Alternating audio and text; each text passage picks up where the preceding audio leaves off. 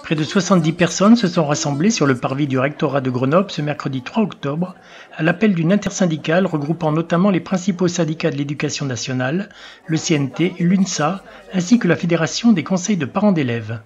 Un rassemblement en soutien au personnel accompagnant des élèves en situation de handicap, les AESH, mobilisés depuis 15 jours contre l'augmentation de 3 heures de leur temps de travail hebdomadaire sans compensation financière. Donc il y a une bonne nouvelle et une mauvaise nouvelle.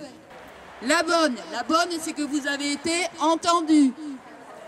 Maintenant, la mauvaise, c'est que vous n'avez pas été écoutés.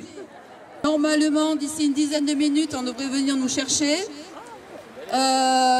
Pour les autres, je vous propose de rester à attendre leur retour pour décider des suites à donner. Donc on est là aujourd'hui suite aux 2 derniers rassemblements des 2 mercredis derniers pour avoir une réponse du rectorat sur la situation des AESH, donc les personnes qui accompagnent les élèves en situation de handicap dans les classes, que ce soit à l'école primaire ou dans les collèges et lycées.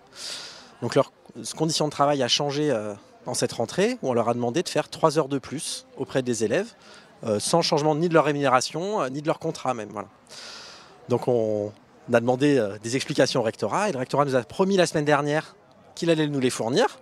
Donc on a des collègues qui sont pour l'instant en audience pour avoir ces réponses sur pourquoi ces choses-là ont été mises en place, sans prévenir les collègues concernés et surtout sans augmentation de salaire et de changement comme ça brutal de leurs conditions de travail. S'est ensuivi une longue attente tandis que la délégation tentait de négocier avec le directeur de cabinet du recteur d'académie.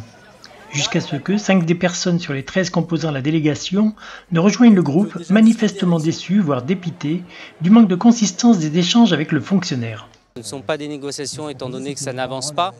Et je trouve ça assez unique d'ailleurs de faire travailler des gens 3 heures de plus sans compensation, sachant qu'on parle quand même de travailleurs pauvres qui gagnent entre 600 et 700 euros par mois.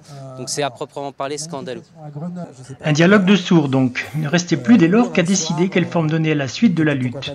Après concertation des troupes, il a été voté à main levée qu'une assemblée générale en décidera, et ce dès les prochains jours.